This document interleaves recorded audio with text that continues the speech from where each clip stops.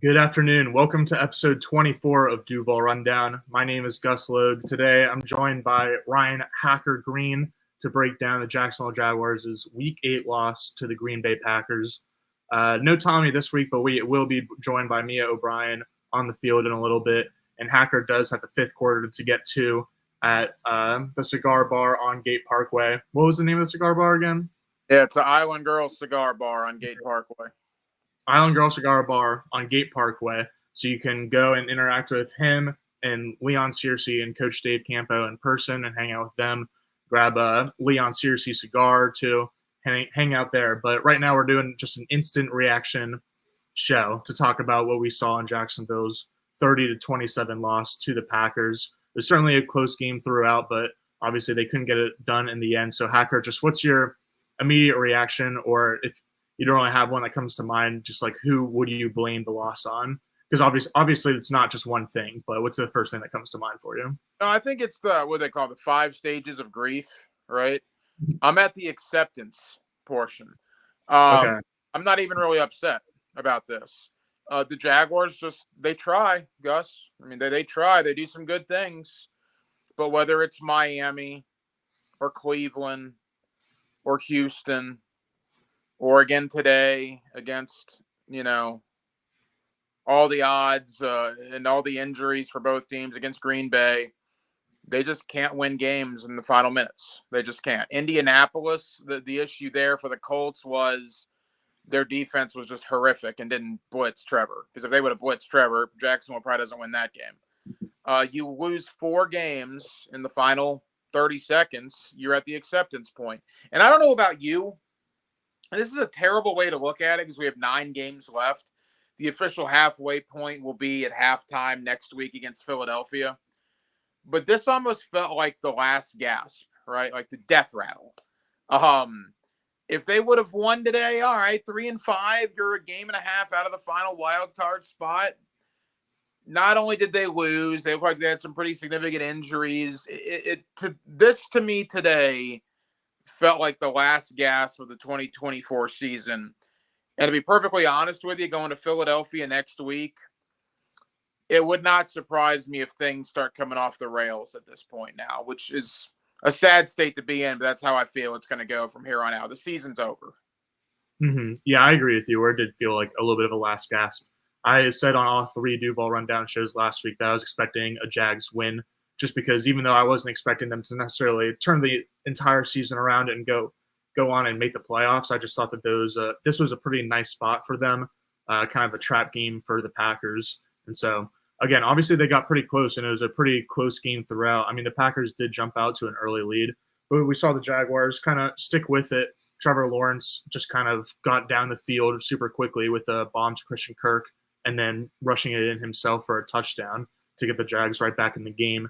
And then what was really impressive is that Trevor tied the game up with less than 2 minutes to go, even though the Jaguars lost Christian Kirk, Brian Thomas Jr., and Gabe Davis, all 3 of their starting wide receivers, 2 injuries in this game. So on that final Lawrence touchdown drive where he threw a 14-yarder to Engram to tie the ball game up, they had Engram, Brenton Strange, Dearness Johnson, because Travis Etienne is out, Walker Little, because Cam Robinson was benched, Tim Jones, and Parker Washington. And then they had Brenton Strange and Evan Engram, even though there was a 2 tight ends, they were still using like their 3 wide receiver packages. And so in that case, they were asking Strange and or Engram to run typical receiver routes. And so the fact that they were so out of position on offense personnel-wise, especially losing all 3 players, but then Lawrence still being able to wheel them down the field and tie it up.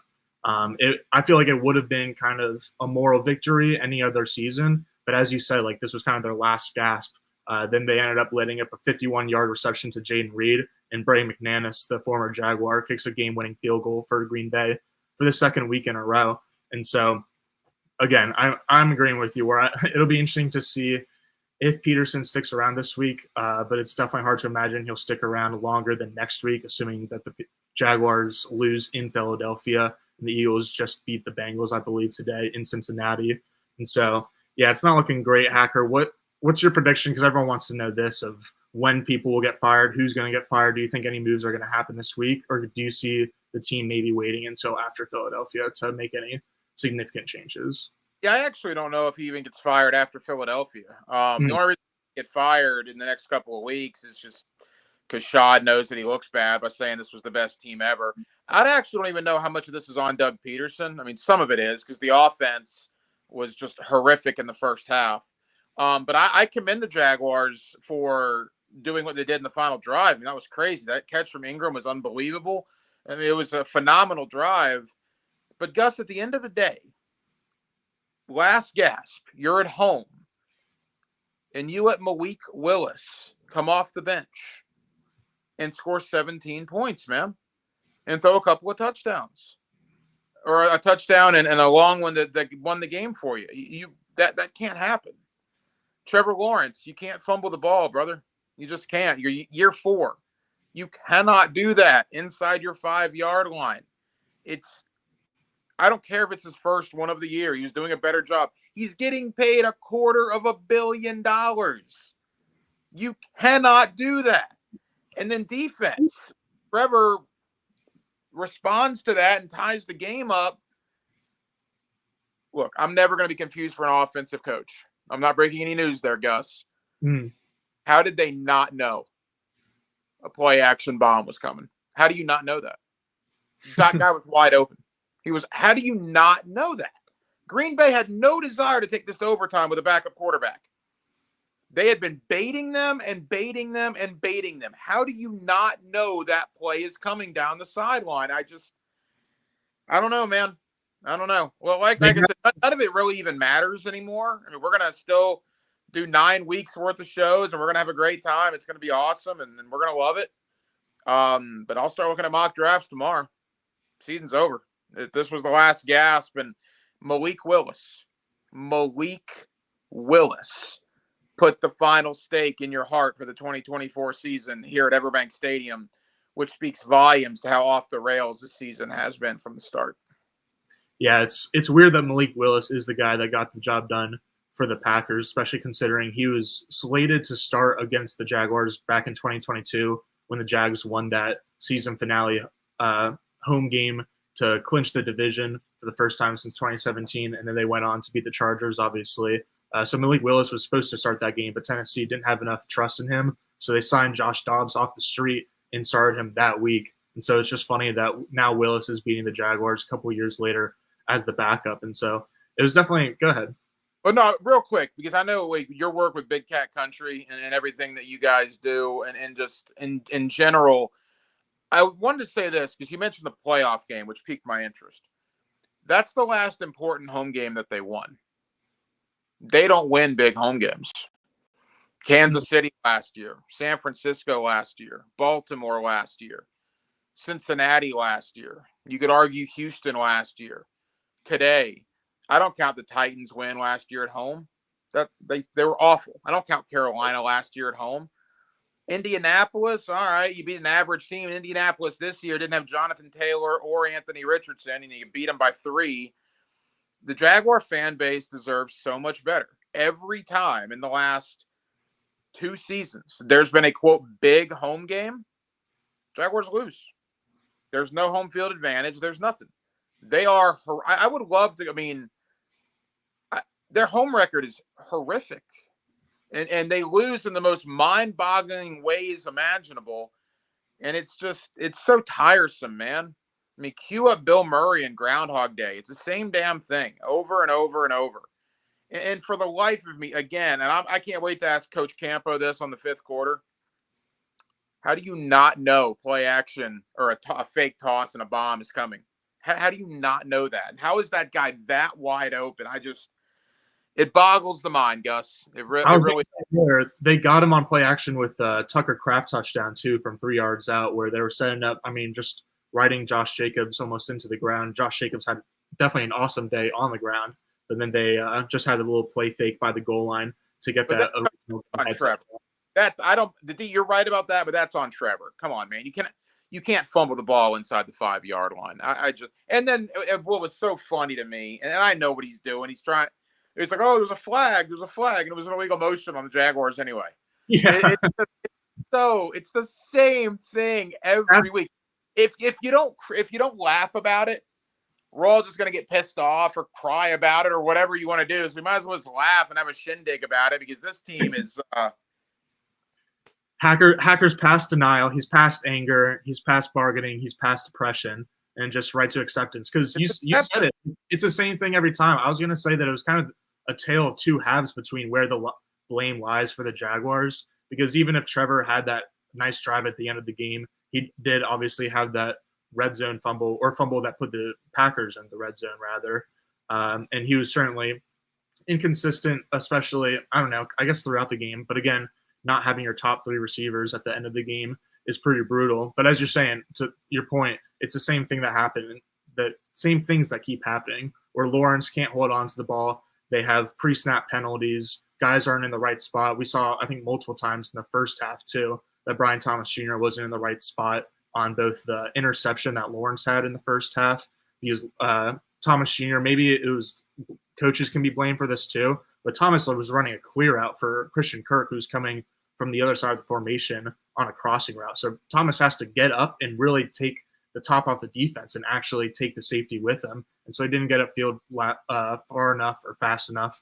And maybe it was a bad decision by Trevor, but I think on that kind of play, like, you're trusting that your guys are going to be in the right spots. And so Kirk was in the right spot, but since Thomas Jr. wasn't, it ended up being an easy pick for Xavier McKinney. And then there was another one in the first half where Brian Thomas was just like not in the right spot on what looks like a really bad Trevor Lawrence throw on the right sideline. But then you can see the two of them talking about it afterwards. And so there's all of these like issues that keep popping up and seem so familiar for the offense. And then same thing for the defense, where it's like anytime that Josh Hines Allen and or Trayvon Walker isn't on the field, then you're all of a sudden super worried about your defensive line.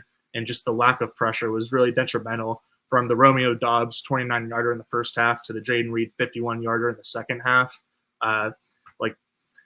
You got to be able to get home. I know that there was a good play fake on the 51-yarder to Reed, but I think there just wasn't enough pressure today from Jacksonville, especially considering Jordan Love was pretty much gimpy for the whole first half when he was playing. You know, you go on to my social media feed. Matt Hayes and I have known to have a good back and forth every once in a while, particularly when we did prime time together, but certainly now. He's one of my best friends at the station, but we get after it a little bit on social media together. And this is where I've come to in my Jaguar fandom, but now being an objective member of the media, Gus, obviously, as you are as well. No hearing here, right? You knew when Ingram caught that touchdown, they left too much time. You just knew they did. I was like, do the Jags have enough time to get the ball back again? That was right. What I was thinking. Because I tweeted out, great catch, they left them too much time. And Matt goes, are you ever happy? And as soon as, like, he must have sent that, Jaden Reed's going 51 yards down the sideline. And my response to it was very simple. You were saying, because you just know, this is in our DNA, Gus. I'm 40, what are you? You're mid-20s, right? So I feel really old right now, but, you know, whether you're 25, 30, 35, 45, or 55, or even older, this is Jaguar DNA one-on-one, or 101. The worst thing that could happen is always going to happen. It never gets any better, ever. You just knew when Ingram caught that touchdown that Malik Willis was going to drive them down the field to win the game. You just knew it. And then Brandon McManus hitting the field goal to add insult to injury. Oh, it's just unreal, man. I've never been more wrong about a Jaguar football team. And I've been doing this since 2002 when I started as an intern back on 930 with Dempsey. And I'm now my 23rd football season. And I honestly don't think I've ever been more wrong. Some years I knew the Jaguars were going to suck. And I said as much on the radio. Some years I thought they were going to be good. I've been wrong a few times, but never like this. They're 2-6. They're awful. They can't win big games. One of their wins was against New England, who's awful as well. I don't know, man. It's the same thing every week. And I can guarantee you, and I was talking to Dilla about this on social media, our guy Dilla, shout out Dilla. By the way, me and him share a birthday on Tuesday, so happy early birthday. My guy, happy birthday to you guys. I know the Brigade's big fans of mine, or some of them are. I guess I've gotten a little better with some of them. Some of them still don't particularly like Cap. How you doing? But regardless of all that, the bottom line is we're going to be sitting there next week watching Philadelphia, and the Jaguars are going to go 3-and-out like the first 3 series again, because their first 15 scripted plays are about as good as my toilet paper in my bathroom down here. They are horrific. Every week it's the same thing. And I don't know what they do in the halftime locker room, Gus. They always defer, right, to get the ball for a second half, because some teams actually take advantage of that. Not the Jaguars. No, they'll just go 3-and-out. Come out of the halftime locker room, 13-10. Everything's great. We get the ball to start the third quarter. Let's go. And, yeah, that's terrific. Let's run up the middle twice, throw an incompletion, and punt. It's the same thing every week, man. It never stops. Ever. I will say, in a little bit of defense of Pederson and the offensive coaching staff, I think part of the reason that they're not great at opening scripts is because they're almost not like they're throwing stuff at the wall to see like how defenses are playing certain play types and certain route formations and stuff like that, so that they can then attack tendencies later in the game. But that's certainly not an excuse. That's just like a factor that goes into it, and like maybe that could lower them ranking to like being a slightly below average team on opening scripts, but they still have like the personnel where they should be really good at it and be able to take advantage of what they see throughout the week leading up to the game on tape. And so, yeah, it really is inexcusable just how bad they are. I feel like, has there maybe been one? I feel like they've scored 1 field goal on opening drives this year. I should probably go back and check, but it certainly hasn't been good. And even when they won last week. Go ahead. I was just going to say, even when they won last week against the Patriots, the Pats still got out to a 10-0 lead. And I feel like, I don't know, did they get out to an early lead against the Colts? Because they must have. That feels like they're just digging themselves out of a hole every single game. Well, yeah, their opening drives in the first half are awful. Like, what's that record now? It's like 13 straight games without a touchdown or something, the longest active streak in the NFL going back to last season. And yeah, I mean, you come out 13-10, you get that field goal, you're feeling pretty good at the end of the first half. You come out and you go 3-and-out. You go 3-and-out, 3-and-out, 3. It's the same thing, man. It never stops. And I'm sure Doug Pederson and Trevor Lawrence are down there talking about watching the film and making the corrections. I mean, what else can you say? But inevitably, next week, Philadelphia, they'll get the ball first, they'll go 3-and-out. Or they'll get the ball coming out of halftime, they'll go 3-and-out. And you and I will be sitting here next Sunday talking about the same thing. Never stops, never changes, nothing ever. And at a certain point, it's going to change because there'll be different people in charge. And again, this to me is not about Doug Pederson today, because I don't think that they lost this game because of Doug Pederson. But this is just the collective at some point. Somebody's going to pay for this being one of the worst teams in football. And Shad Khan has proven that it's not going to be balky. I'll believe that when I see it. So the next logical choice is going to be Doug Pederson. Okay, so here's the thing. You just said that they didn't lose this game because of Doug Pederson. Do you remember the Jags winning a game because of Doug Pederson? Because we talk about this with quarterbacks a lot. It's like you want a quarterback that's going to go out and win you the game, as opposed to just not losing you a game, like a game manager versus an actually elite quarterback. And it almost feels like we're having a similar discussion about Doug Pederson right now, where it's like almost like people talk in Philadelphia too about Nick Sirianni. It's like, what do you actually do, especially since his big draw coming into getting the job in Jacksonville was his play calling and was his offensive approach. And then for it to just be so dry and stagnant and unproductive in the first half, and for Trevor Lawrence to kind of have to like will points onto the board is just, it's not good. And it's not anything new, but at this point, I'm just like, what does Doug Pederson do? And at one point, has he ever done anything, you know? Yeah.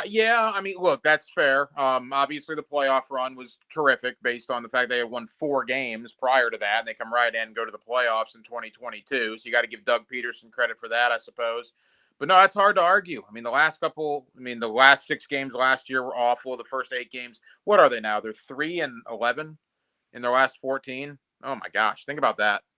3-11 because they went 1-5, right? Yeah, so they're 3-11 in the last 14 games. Yeah, I don't know. I don't have an answer for you. I don't know why their offense can look like that in the second half, in the fourth quarter, and it looks just like hot garbage in the first half. I mean, they went a quarter and a half without a first down. There was a point today on the NFL Red Zone where every team had scored a point except Jacksonville, and Jacksonville hadn't even gotten a first down yet. Every team scored, and then Jacksonville was the one team that hadn't scored, and they hadn't even gotten a first down. Yeah, Like I said, it'll be the same thing next week. It'll never change. No, around It, and around we go. it is, but again, it's acceptance. I mean, where are you at? No, that's what I was about to comment at the same thing where my old boss, Alfie Crow at Big Cat Country, had a saying that the Jags are bad until they're not. And at this point, that phrase has passed down through generations of editors at Big Cat Country. And just as you're saying, it's been around for as long as anyone in Jacksonville can remember. And so before we get you out of here, I'll ask just if you have any positives from the game, since you are onto the acceptance part of grief and don't seem too beat up. Reedy asked earlier about what happened to Brian Thomas Jr. and do you think he'll be okay? He landed on his shoulder, it looks like, during his touchdown, but he was questionable to return as opposed to Christian Kirk, who's immediately ruled out with his own shoulder injury. And so I would assume that Brian Thomas will probably be back in the next week or two, but he'll probably be day-to-day or something. But Thomas Jr. was certainly a positive to take away from this game. Is there anything else, Hacker, or is it kind of we drafted well in the first round again, and that's about it? No, I mean, these next 9 games, don't even look at the standings because that doesn't matter. They're not going to the playoffs. I mean, we're not to the point where losing would be good, but we're getting close to that. Next week, after you lose to Philadelphia, because they will lose to Philadelphia, then we can start talking about, do they need to lose as much as possible to get a high pick?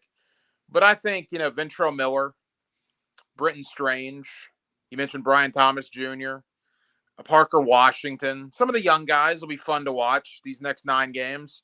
There'll be a lot of change on this roster, as there always is. Cooper Hodges. I mean, I think you're getting very close to the point, Gus, where you need to get the young guys in there. And I don't want to be that guy because I like Christian Kirk, and he's done a lot for this organization. But obviously now he's going to be off the trade market due to the injury, so you're not going to get anything for him. And the thought is you might have to release him at the end of the year. There's a lot to digest from this game. The Kirk thing looked bad, so that's obviously not good. Mm-hmm. Gabe Davis, I hate to admit that I'm wrong. But I had so many national media members come on Hacker After Dark and say, Gabe Davis, $13 million. I was like, he's 25. He's got 28 career touchdowns. He's back in his home state. I was weaving and wobbling through the good answers. Holy crap. So yeah, you're just about watching the young guys now, and watch the Detroit Lions, because I'm going to write Ben Johnson a blank check. Mm-hmm. And you're going to have competition for him, from the New York Jets to whoever else may fire their coach. So if you're going to go get Ben Johnson, which you better go get Ben Johnson. If they don't get Ben Johnson, that's a fail this offseason. That's something you need to start looking at too. Watch the Lions offense. The Lions offense just put a 50 burger on the Titans. Hey, you know what? The silver lining, the Titans suck too. All right. So we're in the pits of football despair. We're in football hell here with the Jaguars, but at least our brethren in Nashville is there with us. The actually might be worse than we are. So we're suffering, but they're suffering as well, which makes it a little more tolerable. Hey, did you see Calvin Ridley's stat line today, Hacker? Ridley, yeah, and I saw that I benched him in the 10-10 XL Fantasy League.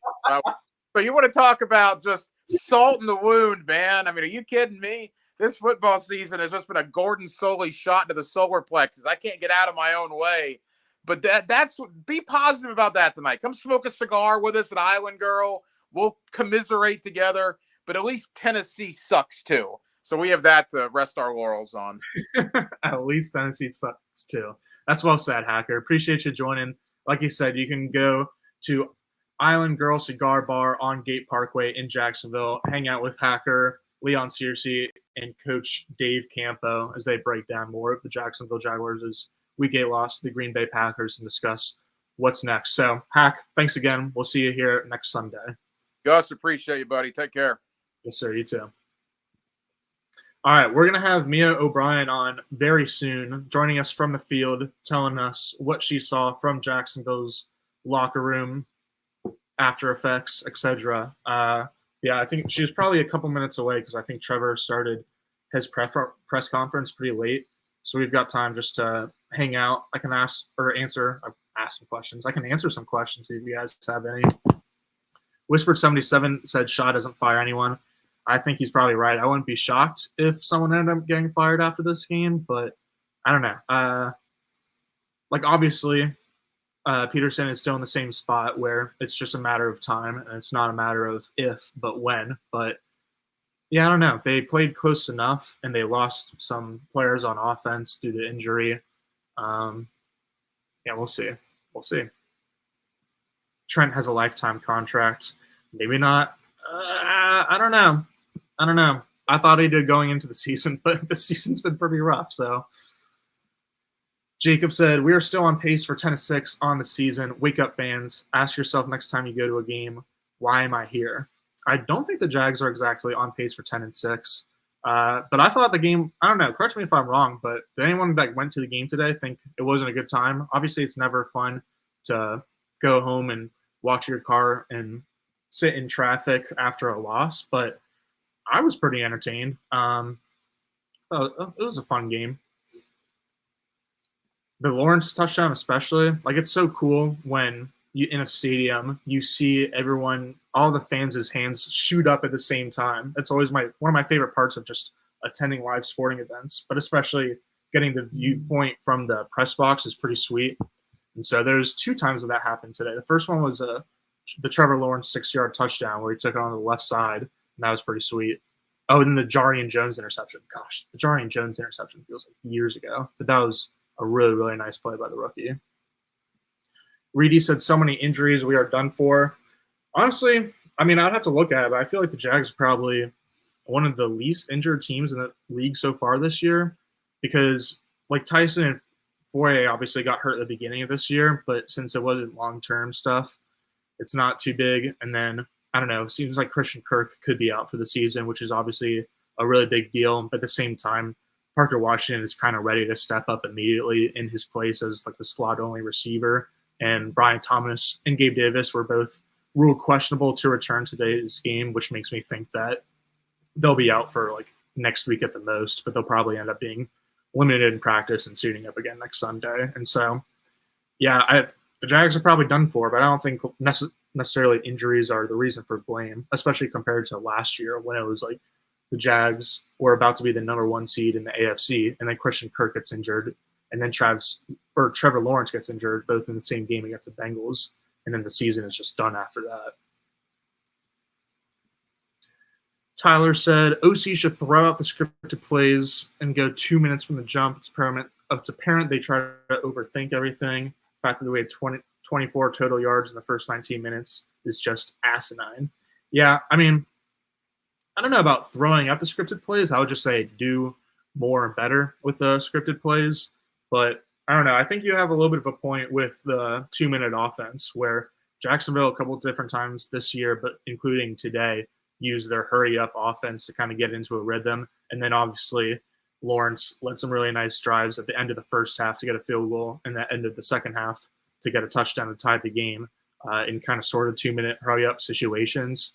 And so, yeah, it's a good way to, I don't know, sometimes catch the defense off guard or to keep the defense in a certain personnel or just to kind of get in a flow. And so, again, I don't know about throwing out scripted plays because it's something they just have to improve at. But, yeah, maybe a little bit more hurry up wouldn't hurt. Taylor B said, feels like there's no way Cam Robinson isn't traded at this point. It does feel like that's kind of the writing on the wall. Like, there was writing on the wall with Roy Robertson Harris because, like, you didn't necessarily have to be a beat reporter, but if you even just went out as a fan to training camp practices, you might have seen that Roy Robertson Harris was practicing with second and third stringers for a decent amount of the summer. So then when he wasn't getting a ton of snaps as starters anymore and didn't have really a great season so far, I mean, it wasn't awful, but it wasn't anything special. And the Jags added a decent amount of defensive line help in the offseason.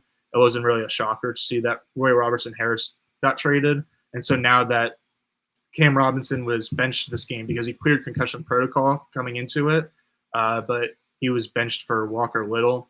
And Walker didn't have like an amazing game, but generally speaking, Walker has held up really well whenever he's asked to sub into the game. And Brandon Sheriff and I think it was Press Taylor, there was multiple guys after Little entered the game early last week just praising Little's professionalism. And so it definitely makes sense if the Jaguars could get a partner to trade Cam Robinson try to get some resources since Robinson's contract is about to expire, and then just start Walker Little for the remainder of the year. But I don't know, as Doug Pederson likes to say, it takes two to tango, and so Minnesota definitely makes sense as a place to kind of try to dangle Cam Robinson and see if you can get a 6th-round pick back, I guess.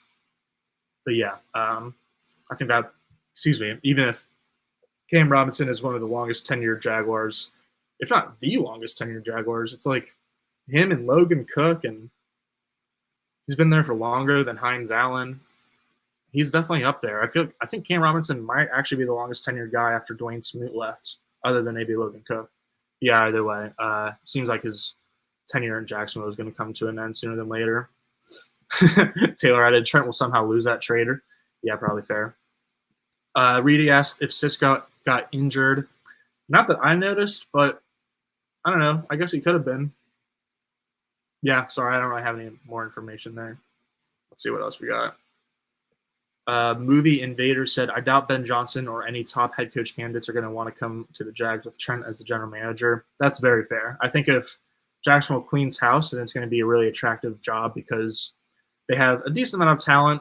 Like, they're kind of average in terms of both talent and cap space, but they do have a franchise quarterback, and they do live in income tax-free state with some great weather.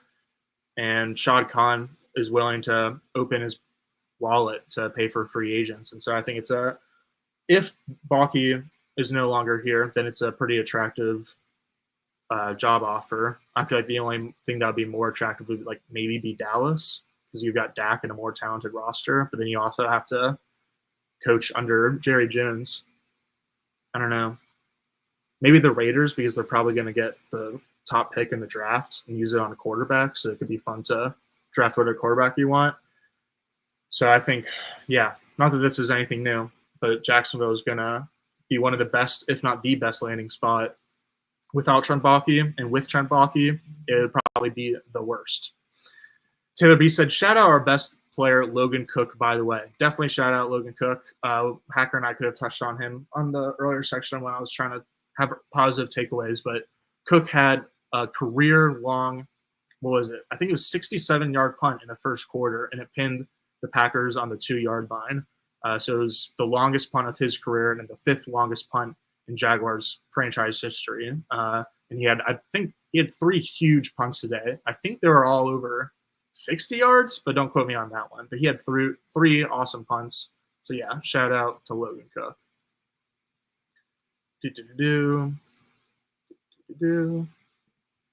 Jacob said, Trevor has a quarterback rating of 114.66 over the past month for anyone thinking he is a bust.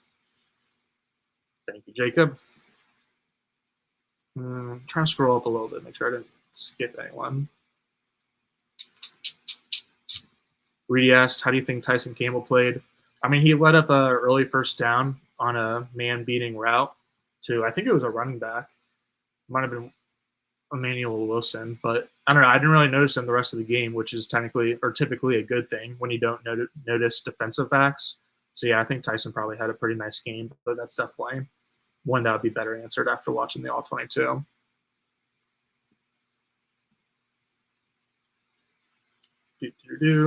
Reedy said Logan Cook had 3 punts over 70 yards. So goodness gracious.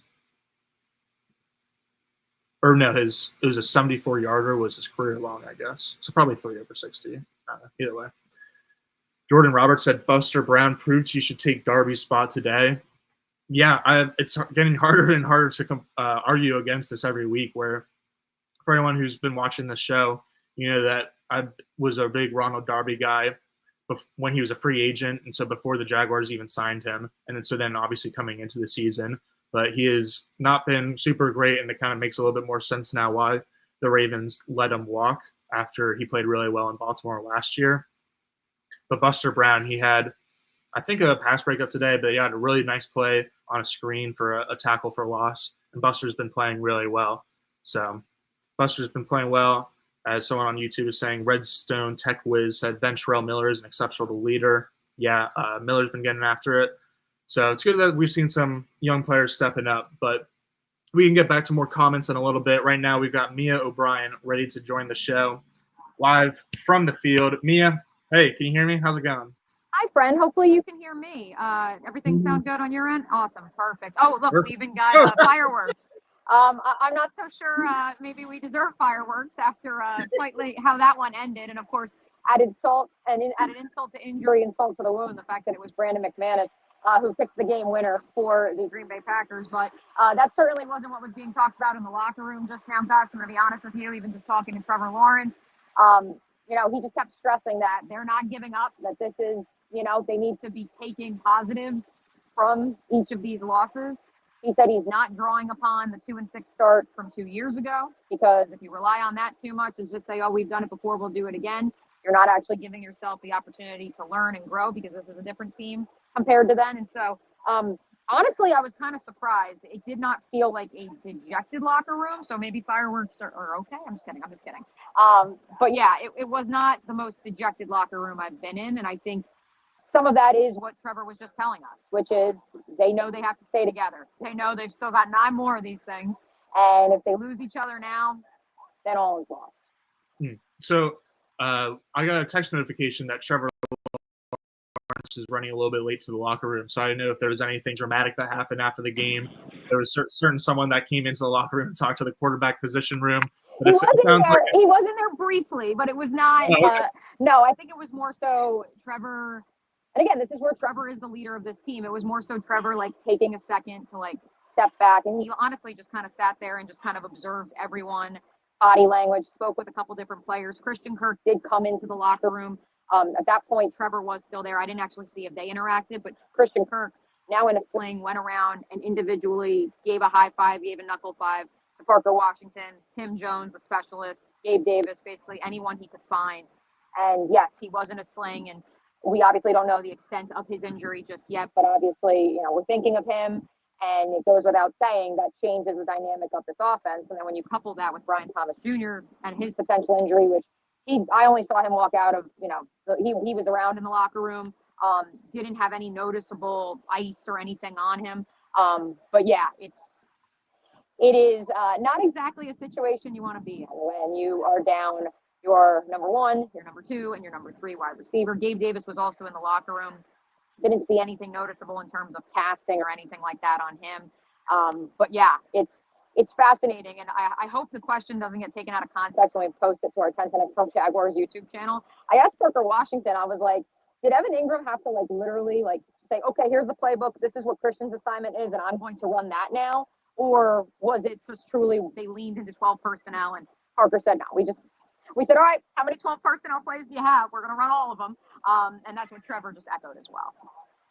Yeah, that was interesting to see. That will definitely be something to monitor this coming week, is whether Christian Kirk ends up on the injured reserve and how big of a deal that injury is. And also, obviously, Brian Thomas and Gabe Davis getting nicked up. But I was saying earlier, Mia, that because they were both ruled questionable to return, I kind of assumed that they would be probably limited in practice this week. But I'm assuming that they'll be okay to go next Sunday. But did you get any more word about those guys or any other injuries? Or was it really just Kirk was the big one? Yeah, I was not, unfortunately, in Doug Pederson's press conference because I was in the locker room speaking with some players.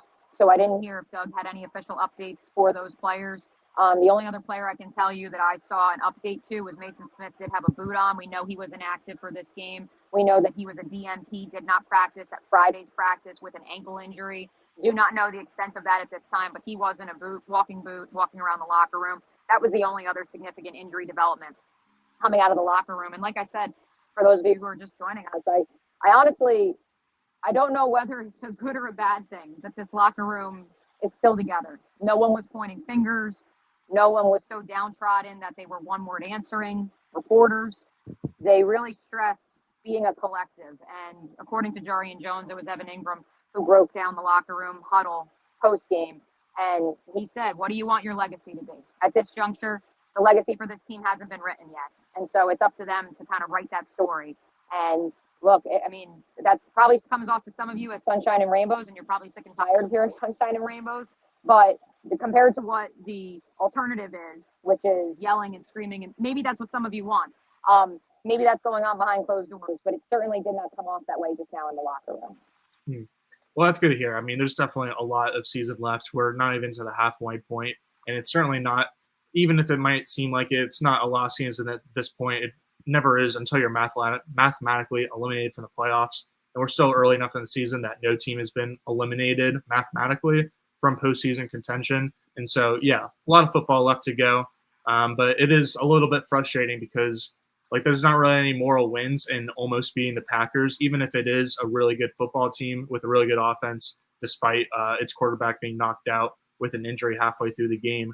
But it feels like there's a lot of the same old issues kind of pop up on both sides of the ball that contribute to Jaguars' losses. I was talking to Hacker about how, the Jaguars didn't pick up an offensive first down until a halfway through the second quarter. And then obviously it was pretty brutal to watch Malik Willis end up winning this game for the Packers on the defensive side for Jacksonville. And so they didn't convert a third down until the fourth quarter, though.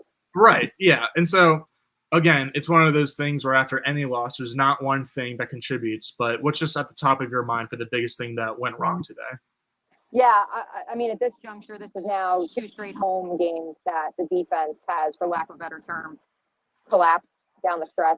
And look, in asking a couple of the players in the locker room just now, how do you surmise? How do you just try to justify the chunk play down the field from Malik Willis, who, of course, is not necessarily known as an elite passer of the football in the National Football League? And how do you kind of reckon with that? And kind of the sentiment I got was, look, yeah, a couple guys may have not been in the right spot, but that happens in the National Football League. Most games are going to come down to a one-score game. What's concerning to me is, yes, you beat the Colts 3 weeks ago here at Everbank Stadium, but you were up 2 scores, and they were allowed to march right down this field. And Malik Willis, with a minute 48, marched right down this field. That's where I'm very curious to see if any changes are made, whether that's personnel, whether that's coaching, just because once is an anomaly, now we have multiple instances where this has become a pattern late in games, in which the decisions, both in terms of what scheme the team is lining up in, who is on the field at certain times, it's puzzling. And look, I had this conversation with someone in the press box. Maybe this is what Ryan Nielsen, Trent Baalke, and Doug Pederson said they were going to do. The hockey shift rotation, Trayvon Walker and Josh Hines-Allen not being on the field until 4th down on critical drives in the first half. Maybe this was decided upon in the off season, and we are just seeing that right now. And this is what we agreed upon, and so here we are. But if you ask me, this is a point where something has to change, because you just can't keep doing the same thing over and over again. It's the definition of insanity. Absolutely. And they're certainly not getting any contributions from the rookie class. It's similar to last year, where even if Brenton Strange, Tank Bigsby, etc., are stepping up and playing better this year than they did last year. Mason Smith was inactive for the 3rd time this season. I know he did sustain a foot injury during practice this week, but they also had Javon Foster, their 4th-round rookie, miss a game for being a healthy scratch. It feels like it's been that way each game this year. Jordan Jefferson, I think he might have been active, but it feels like he hasn't really made any contributions. He was active today. Yeah, he was active today. I wouldn't go as far as to say that, just because you do have Brian Thomas Jr., who is one of the most electric wide receivers in this class. Yeah, so I would argue in the NFL. And Jarian Jones had his first career interception today, a play that he just told us in the locker room. He knew he got both feet in bounds because he played wide receiver in high school. And look, no one's got more confidence than that guy. Will it translate to an NFL career that is long and it is award-winning? I don't know. But he has that alpha dog energy that I think is important for this team as they build. I know people don't want to hear that word build, but we are going to have that conversation at some point, I think, whether it's this current regime that's running the show or a new regime that comes in. Who are those leaders who are going to step up to the plate? And I think both of those guys, 2 of your first 3 picks. And look, the book's not written on Mason Smith just because I don't think he's been, quite frankly, given a fair shake. I thought he looked pretty good in the Dolphins game, and the next week he's a healthy scratch. And so I wouldn't go as far as say you're not getting production out of this rookie class akin to last year. And I do think that when it comes to Javon Foster, that's a guy who you knew was going to be a healthy scratch. He's your developmental offensive lineman. Teams across the National Football League draft guys for that reason. Jordan Jefferson, look, he's only in his 3rd or 4th career game, as he was a healthy scratch 3 weeks ago. Yeah, you're gonna have your lumps with those later round draft guys. I actually thought Trey Prince, despite giving up a large chunk play, was actually pretty good in coverage when he came in for the injured Ronald Darby in the second quarter of this ball game, and that was really the most run we've seen out of him. And he's a player, Gus. You saw it at training camp, and we even saw it in the Miami Dolphins or the Cleveland. It was in the Browns game because he didn't play a defensive snap against the Dolphins. Trey Prince came in and immediately had a pass breakup. So I'm curious if Ronald Darby's injury is significant, if we'll see more Trey Prince down the stretch. And at that juncture, now we're talking multiple players that are in this rookie class that are playing significant roles for you. Yeah, I was just going to say that it's weird because they nailed their first-round pick, Anton Harrison, last year. And then this year, Brian Thomas Jr. looks like one of the best rookies in the league, if not no, not the best, but he looks like one of the best. Jaden Daniels is the best. Yeah. But he's probably, honestly, he's making the case to be number 2 or 3 right now. Yeah, maybe. Definitely. I mean, best non-quarterback might be fair. I mean, Marvin Harrison did have a really nice day today. But yeah, so their first-round pick back-to-back years has been great. And then again, it's their first NFL seasons, and so it's not a huge deal. But there's just been, relative to the first-round pick who's smashed, a little bit less production. But as you said, like DeAndre Prince, we might see a little bit more out of him. Cam Little, come on now.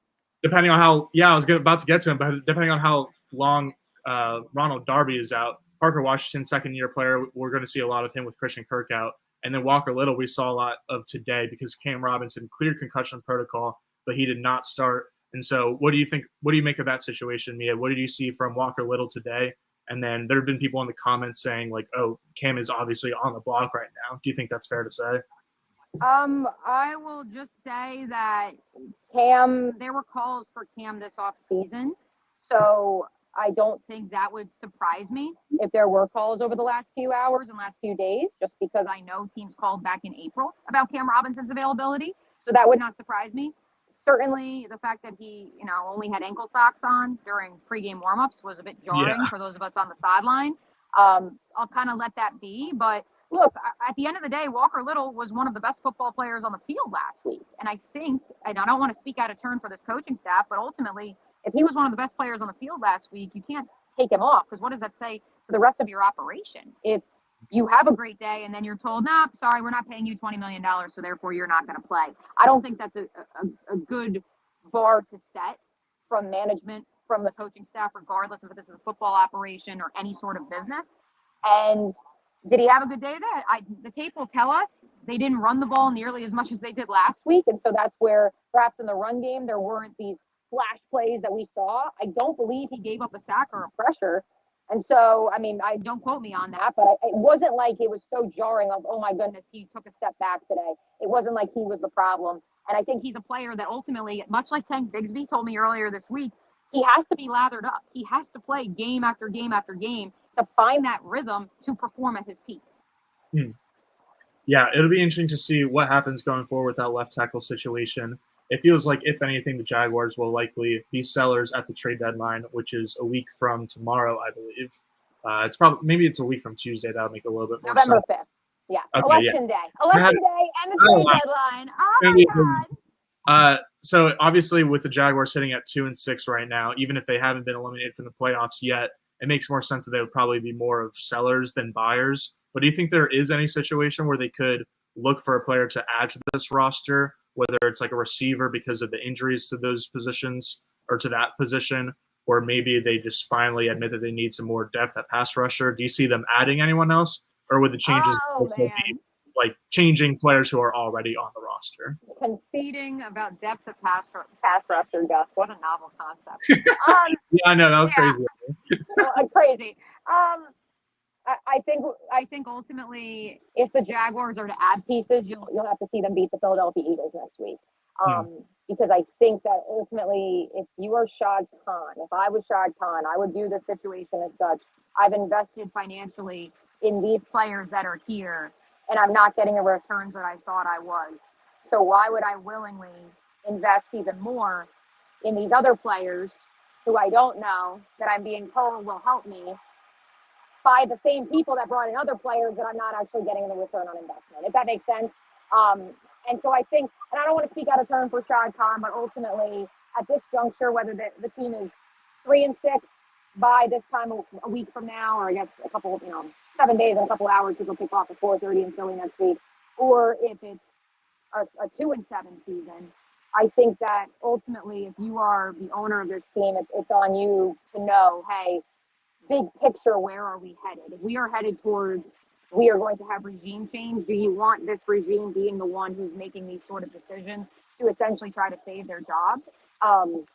but even at the same time, you can't dismiss the idea of Trent Baalke has made moves to benefit this organization in the long run, i.e., like the Calvin Ridley trade once upon a time was very forward thinking. Paying certain players ahead of when you were supposed to pay them. Paying Christian Kirk was a very forward thinking move. And so, yeah, I think ultimately it comes down to what the owner thinks of where the franchise as a whole is headed. All right, Mia, put you on the spot. Do you think any kind of firing happens in the next week? It can just be yes or no, even if it's, I don't know. I personally, I'll say this first. I'm not expecting anything to happen, but at the same time, I wouldn't be surprised if anything happens. So I don't think anything happens. Yeah. I don't. Not to mention, let's be real, the Doug Pederson return to Philly storyline is something that the NFL is looking forward to. So that's that. I will tell you that this front office has a lot of faith and has invested heavily in Ryan Nielsen and his staff and his philosophy, whether you agree with it or not. So I don't see them parting ways with him. I could be completely off because, like I said, once is an anomaly. Twice going up and down this field in the final X amount of minutes of a ball game is a pattern. But at the same time, they agreed to this philosophy that you've seen over the last 8 weeks of the season, or 7 weeks of the season, or 8. Yeah, we're 2 and 7. Yeah, 8 weeks of the season.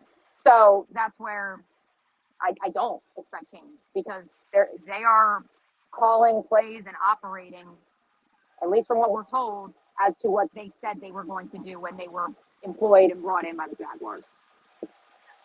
Well, there you have it. We've got a long 7 days until Jacksonville's next game, which is at 4:05, or maybe it's 4 o'clock, 4 something. 4:25. Thank you. I knew it was at 4:25 next Sunday. The Jaguars at the Eagles. You got flexed out of Sunday Night Football, but as Mia said, it is certainly a big matchup as Doug Pederson returns to Philadelphia for the second time since being fired by the Eagles back a couple years ago. So, Mia, you got anything else before we wrap up this show? No, I don't. I've had a couple of photographers come over to me and look at me funny. So I guess they're trying to clear out the field or something like that. But look, it's as disappointing a loss as they've had so far this season, Gus. I'm curious to see what happens next. We shall see. I mean, as you said, a couple players to look forward to watching. Obviously, Brian Thomas Jr. is having an awesome season. Hopefully, he'll be able to knock the injury off from today and continue his awesome rookie campaign. Parker Washington, DeAndre Prince, guys like those are going to continue to get more and more snaps. So, yeah, still a lot of season left, but it's like Hacker's saying, it's getting kind of like Groundhog Day, isn't it? It is. Which we said in 22, and look what happened in 22.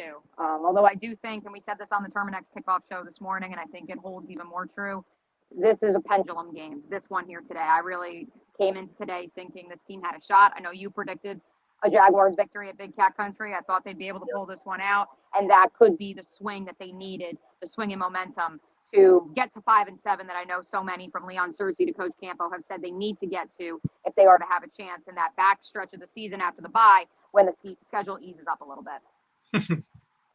Boo Boo Lips said on YouTube, Jaguars will be great at horseshoes. That's true. That's a good place to end it for this week. Make sure to tune into the fifth quarter on 1010XL AM 92.5 FM, where Hacker, Leon, and Coach Campo will be talking at Island Girl Cigar Bar on Gate Parkway in Jacksonville. You can go hang out with them. Get the Leon Searcy cigars that are in stock now. Island Girl has a deal. Buy 5, get the 6 free for cigars. So, yeah, check that out. Look on 1010XL socials for me. Quick hits coming up soon. And we will see you guys here on Duval Rundown next on Tuesday. Guest TBD. I like to keep it interesting. So thanks to everyone for joining. We'll see you then.